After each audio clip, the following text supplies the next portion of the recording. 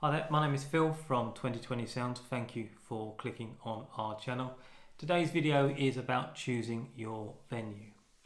Now, before COVID-19 raised its ugly head and caused the chaos that it is causing everyone at the moment, I did have 3 interviews lined up with venues which I would most recommend. Leanne at the Ball Hotel in Ruton, Kylie at the Old Kent Barn, and Hannah at Bradbourne House. Now, I will still plan to do those interviews, but it will probably be a lot later in the year when everything's got back to some sense of normality and we've all caught up with ourselves. So the research that I did for those interviews is the same research which I'm going to use for this video. So the number one thing that I think is really important from everything that I've read is choosing your budget. Now, there are many apps and downloadable tools that will help you budget for your wedding by filling in each part: your venue, your wedding dress, bridesmaids' dresses, catering, everything that goes involved. It goes into detailed planning of how to plan and how to budget your wedding, and I think that's really important, and I think by doing that it stands you in good stead. There is a statistic out that says 40% of weddings go over budget. So I think by having a planning tool in place to help you with your finances is really, really important.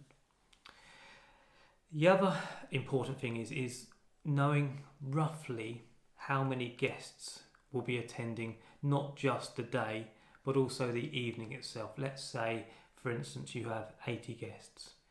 Choosing a venue that is too small will make those people feel incredibly cramped.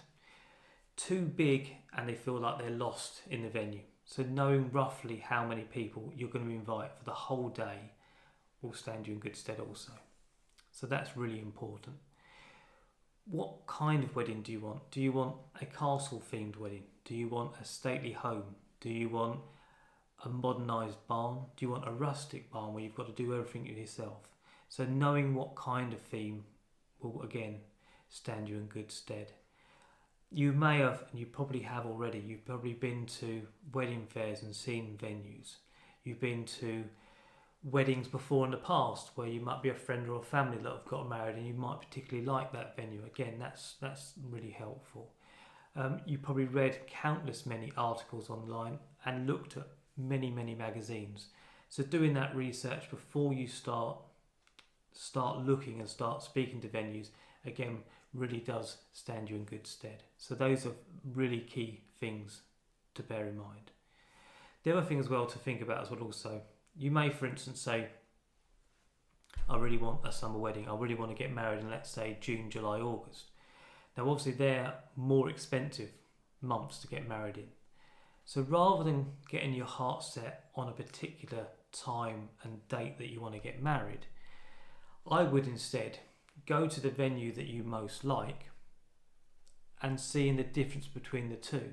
Rather than having your heart set on a particular date, have your heart set on a particular venue and then work around them.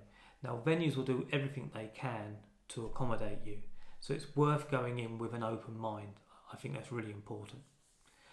Also, I think as well, which I thought was a really good point, is having a theme for your wedding. So when you go to speak to venues, and you've probably seen it before, the pictures online and everything else, they will have more pictures there as well. How they dress the ceremony room, how they dress your wedding breakfast, how they theme it, all the centerpieces, all the different table plannings and all that goes with that. You may have already had or chosen your wedding dress, say.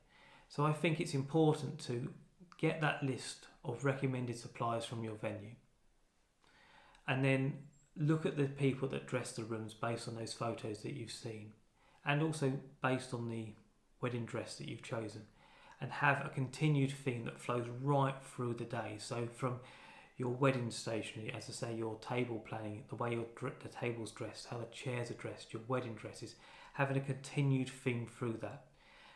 And that will be guided by, as I say, the recommended suppliers, by looking at that photos and having that continued theme. I think that's really nice.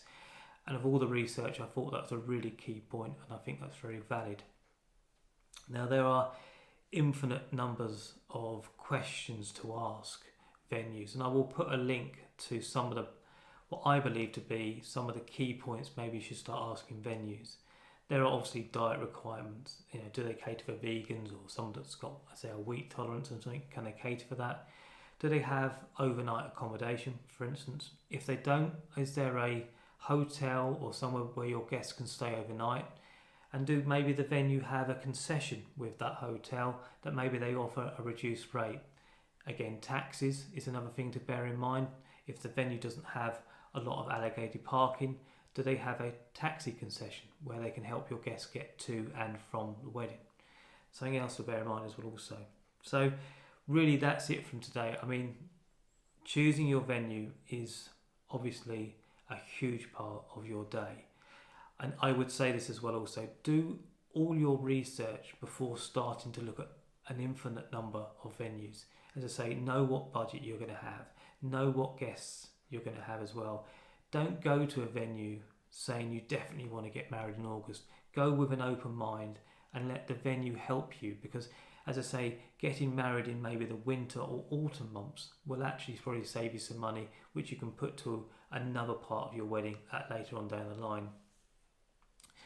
The last thing I will say is that I have been to some of the nicest venues you could ever imagine, but equally I have been to weddings that have been in village halls and community centres, and I can tell you now, those ones at village halls or community centres are no better or no worse than those that spend lavish amounts of money and all these nice things to have at a wedding. So don't get too wrapped up in the cost, in all the details.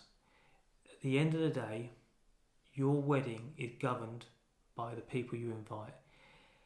They create your atmosphere, not your venue. So don't spend loads of money that you don't have trying to have a dream wedding, because I tell you now, as I say, the community halls and the village centre that I've been to before, they've had just as good of a wedding and a wedding reception as those that I've had at a lavish barn or a castle. So that's it for today. I hope you found it informative. If you do have any comments, then please do leave them in the section below. And once again, as I always say, please subscribe to my channel. Many thanks and take care.